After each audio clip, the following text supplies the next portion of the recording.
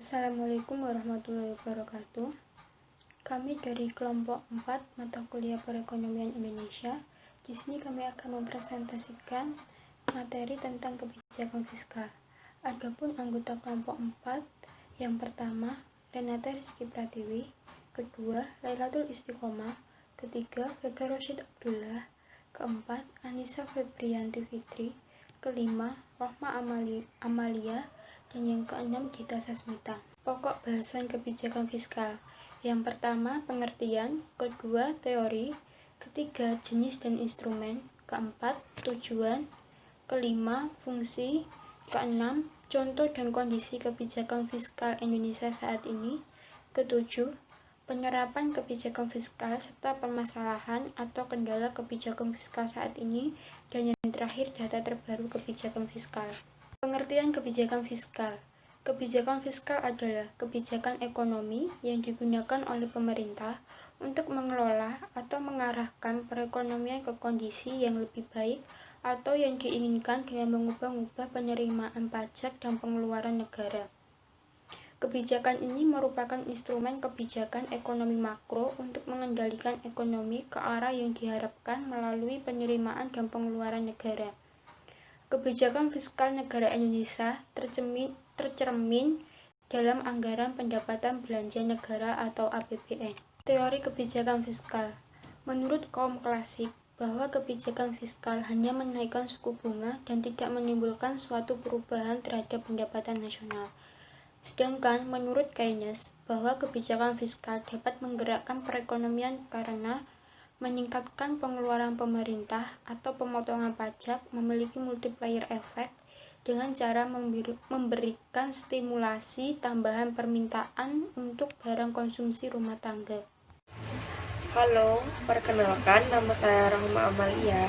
Pada kesempatan kali ini saya akan menjelaskan tentang jenis kebijakan fiskal dan juga instrumen kebijakan fiskal. Yang pertama adalah jenis kebijakan fiskal. Kebijakan fiskal dibagi menjadi dua. Yang pertama adalah kebijakan fiskal ekspansif yang bertujuan untuk menambah jumlah uang yang beredar dengan cara merangsang pertumbuhan ekonomi. Misalkan saja pemerintah menerapkan kebijakan penurunan pajak. Kemudian yang kedua adalah kebijakan fiskal kontraksional. Kebijakan ini berkebalikan dengan kebijakan fiskal ekspansif, yakni bertujuan untuk mengurangi jumlah uang yang beredar dengan cara memperlambat pertumbuhan ekonomi. Misalnya saja pemerintah menerapkan kebijakan peningkatan pajak. Kemudian selanjutnya adalah instrumen kebijakan fiskal. Instrumen kebijakan fiskal sendiri ada anggaran belanja seimbang, pembiayaan fungsional, anggaran defisit yang berhubungan dengan kebijakan fiskal ekspansif. Kemudian anggaran surplus. Anggaran surplus ini berhubungan dengan kebijakan fiskal kontraktif. Kemudian stabilitas anggaran otomatis, dan yang terakhir adalah pengelolaan anggaran. Itulah daripada instrumen kebijakan fiskal. Terima kasih. Ya, untuk selanjutnya yaitu ada tujuan kebijakan fiskal. Tujuan kebijakan fiskal sendiri ada 5. Yang pertama yaitu mencegah dan mengurangi tingkat pengangguran. Yang kedua, mempertahankan stabilitas harga pasar agar tidak mengalami penurunan dan lonjakan harga yang tinggi. Yang ketiga yaitu memacu pertumbuhan ekonomi negara. Yang keempat yaitu mendorong laju investasi. Dan yang terakhir atau yang kelima yaitu untuk mewujudkan keadilan sosial. Untuk fungsi kebijakan fiskal sendiri ada 2. Yang pertama yaitu mengoptimalkan penggunaan sumber daya alam dan sumber daya manusia. Karena sumber daya merupakan salah satu komponen penting yang harus ada dalam sebuah negara. Kebijakan fiskal berfungsi untuk menyeimbangkan antara sumber daya alam yang ada dengan sumber daya manusia yang ada. Yang kedua yaitu mengoptimalkan kegiatan investasi. Investasi merupakan salah satu kegiatan yang dapat mendatangkan keuntungan bagi pemerintah dan negara. Kehadiran kebijakan fiskal berfungsi untuk membuka seluas-luasnya peluang bagi para pemilik modal untuk menginvestasikan modalnya. agar nantinya bisa bertambah atau menjadikan sebuah laba. Kemudian yaitu contoh kebijakan fiskal yang dapat diterapkan dalam suatu negara. Yang pertama yaitu kebijakan pemerintah menaikkan pajak untuk menambah pendapatan negara. Yang kedua, kebijakan pemerintah mengeluarkan obligasi untuk meminjam uang dari negara asing. Yang ketiga, kebijakan untuk mewajibkan masyarakat memiliki nomor pokok wajib pajak atau NPWP untuk menambah wajib pajak. Yang terakhir yaitu kebijakan untuk mengelola dan mengatur anggaran dengan mengurangi pembelanjaan negara atau menaikkan pajak agar perekonomian menjadi lebih stabil. Contoh kebijakan fiskal di Indonesia pada saat ini. Dampak adanya pandemi COVID-19 di Indonesia dapat mengancam pertumbuhan ekonomi antara lain karena menurunnya penerimaan negara dan ketidakpastian ekonomi global. Untuk itu diperlukan kebijakan dan langkah yang baik di bidang keuangan negara, termasuk di bidang perpajakan dan keuangan daerah. Pada 31 Maret, pemerintah menerbitkan peraturan pemerintah pengganti undang-undang atau Perpu nomor 1 tahun 2020 tentang kebijakan keuangan negara dan stabilitas keuangan untuk penanganan pandemi COVID-19 dalam rangka menghadapi ancaman yang membahayakan perekonomian nasional atau stabilitas sistem keuangan yang selanjutnya disebut dengan Perpu 1/2020. Maksud dari Perpu tersebut adalah untuk mengatur sekaligus memberikan landasan hukum yang cukup bagi tindakan pemerintah dan lembaga-lembaga terkait guna mengatasi kondisi mendesak dalam rangka menyelamatkan kesehatan dan perekonomian nasional akibat COVID-19 dengan fokus pada belanja kesehatan, jaring pengamanan sosial, serta pemulihan dunia usaha yang terdampak. Kemudian, pemerintah bersama DPR sepakat untuk mengesahkan Perpu tersebut menjadi Undang-Undang Nomor 22 Tahun 2020 yang mulai berlaku pada tanggal 18 Mei tahun 2020. Undang-undang tersebut berisi mengenai dua kebijakan ekonomi sekaligus, yaitu kebijakan fiskal dan moneter. Karena dua kebijakan tersebut memandang bahwa pandemi COVID-19 ini sangat penting untuk ditangani. Dalam situasi penanganan dampak COVID-19 sekarang ini, di mana dapat dikatakan bahwa sektor ekonomi sedang sekarat, maka asupan yang paling diperlukan yaitu meningkatkan daya beli masyarakat melalui bantuan langsung tunai dan modal usaha rakyat, yang lagi-lagi memerlukan fresh money yang mau tidak mau sangat mengandalkan kas negara dari APBN. Jadi dapat disimpulkan bahwa peranan anggaran dalam pelaksanaan kebijakan fiskal tersebut sangatlah penting. Assalamualaikum warahmatullahi wabarakatuh. Perkenalkan, nama saya Insafrini Fitri dari NIM 180 23 11.070. Di sini saya akan melanjutkan slide yang ke-12 mengenai penerapan kebijakan fiskal.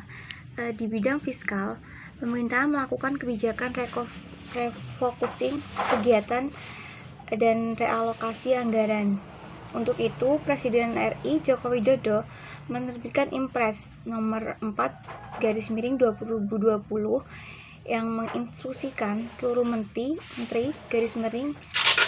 pimpinan-pimpinan, gubernur, bupati, lurah mempercepat refocusing kegiatan, realokasi anggaran dan pengadaan barang jasa penanganan COVID-19. Selanjutnya, Kementerian Keuangan akan merealokasikan dana APBN sebesar 62,3 triliun. Dana tersebut diambil dari anggaran perjalanan dinas belanja non-operasional serta honor-honor untuk penanganan atau pengendalian COVID-19. Penguatan penanganan COVID-19 dilakukan dengan menyediakan fasilitas dan alat kesehatan, obat-obatan, insentif, tim medis yang menangani pasien COVID-19, dan kebutuhan lainnya. Social Safety Net diberikan untuk meningkatkan daya beli masyarakat melalui program Keluarga Harapan atau PKH, Kartu Indonesia Pintar atau KIP, serta sembako dan beras sejahtera. Kementerian atau lembaga atau Pemda diharapkan memperbanyak program padat karya termasuk dana desa, sedangkan intensif dunia usaha dilakukan untuk membantu pelaku usaha khususnya UMKM dan sektor informal. Kemudian Menteri Keuangan juga menerbitkan PMK tahun 23/2020 yang memberikan stimulasi pajak untuk karyawan dan dunia usaha, yaitu pajak penghasilan karya yang ditanggung pemerintah, pembebasan pajak, penghasil impor, pengurangan angsuran PPh pasal 25. Presiden RI juga memberikan arahan agar kementerian atau lembaga memprioritaskan pembelian produk UMKM, memborong BUMN, memberdayakan UMKM dan produk UMKM masuk e-katalog. Saya Lailatul Istiqomah akan menjelaskan mengenai data kebijakan fiskal. Kebijakan fiskal menjadi salah satu instrumen kebijakan utama pemerintah dalam menghadapi pandemi. APBN sebagai instrumen kebijakan fiskal disusun untuk lebih produktif dan efisien sekaligus mampu mendorong akselerasi pertumbuhan ekonomi untuk kesejahteraan dan perbaikan neraca keuangan pemerintah. Nah, di sini ada postur perubahan APBN tahun anggaran 2020 berdasarkan Perpres nomor 72 tahun 2020. Yang pertama, ada pendapatan negara semula sebesar 2.233,19 triliun menjadi 1.699,94 triliun. Yang terdiri dari penerimaan dalam negeri semula sebesar 2.232,69 triliun menjadi 1.698,64 triliun, terdiri dari penerimaan perpajakan dan penerimaan negara bukan pajak. Yang kedua, penerimaan hibah semula sebesar 498,74 miliar menjadi 1.300 miliar. Yang kedua, ada belanja negara semula sebesar 2.540,42 triliun menjadi 2.739,16 triliun, terdiri dari belanja pemerintah pusat semula 1.683,47 triliun menjadi 1.975,24 triliun. Yang kedua, transfer ke daerah dan dana desa semula 856,94 triliun menjadi 763,92 triliun. Yang ketiga, ada keseimbangan primer semula min 12,1 triliun menjadi min 700,43 triliun. Yang keempat, ada surplus atau defisit.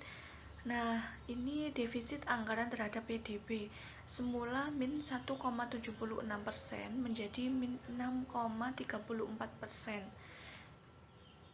Yang terakhir, ada pembiayaan anggaran semula sebesar 307,22 triliun menjadi 1.039,21 triliun. Dalam pembiayaan anggaran ini terdiri dari pembiayaan utang, pembiayaan investasi, pemberian pinjaman, kewajiban penjaminan, dan pembiayaan lainnya. Pokok-pokok perubahan APBN berdasarkan Perpres nomor 72 tahun 2020. Tujuan utama Perpres nomor 72 tahun 2020 yaitu untuk penguatan penanganan COVID-19 dan fokus pada pemulihan ekonomi nasional atau PEN. Yang pertama, pendapatan negara. Ada perluasan dan perpanjangan kebijakan insentif pajak untuk dunia usaha sampai Desember 2020. Yang kedua, PPh 21 ditanggung pemerintah, pembebasan PPh 22 dan PPN impor alat kesehatan. Yang ketiga, percepatan restitusi PPN. Yang kedua, ada belanja negara. Tambahan belanja sekitar 125,4 triliun rupiah untuk penanganan COVID dan program PEN, yaitu subsidi dan imbal jasa penjaminan UMKM, perpanjangan bansos tunai dan diskon listrik, tambahan DID untuk PEN, dan belanja penanganan COVID lainnya.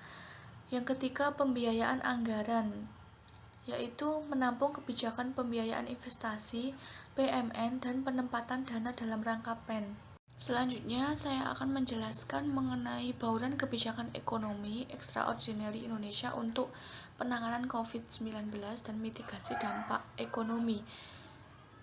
Terdiri dari kebijakan fiskal, kebijakan moneter, dan keuangan. Yang pertama, ada refocusing dan realokasi anggaran. yaitu realokasi belanja sebesar 55 triliun, penghematan sebesar 190 triliun untuk kementerian atau lembaga dan Pemda, yaitu prioritas anggaran ke penanggulangan COVID-19. Pemerintah juga memberikan beberapa stimulus, yaitu stimulus pertama sebesar 8,5 triliun untuk penguatan ekonomi domestik melalui penguatan belanja dan kebijakan mendorong padat karya dan stimulus belanja. Stimulus yang kedua sebesar 22,5 triliun untuk menjaga daya beli masyarakat dan kemudahan ekspor dan impor melalui stimulus fiskal, stimulus non-fiskal, dan kebijakan di sektor keuangan. Nah, stimulus yang ketiga sebesar 405,1 triliun untuk penyelamatan kesehatan dan perekonomian nasional dan menjaga stabilitas keuangan melalui Perpu nomor 1 tahun 2020, yaitu kebijakan keuangan negara, kesehatan, sosial safety net, dukungan dunia usaha, dan dukungan pembiayaan, pemulihan ekonomi, dan kebijakan di sektor keuangan. Sekian presentasi dari kelompok kami, kurang lebihnya kami mohon maaf. Wassalamualaikum warahmatullahi wabarakatuh.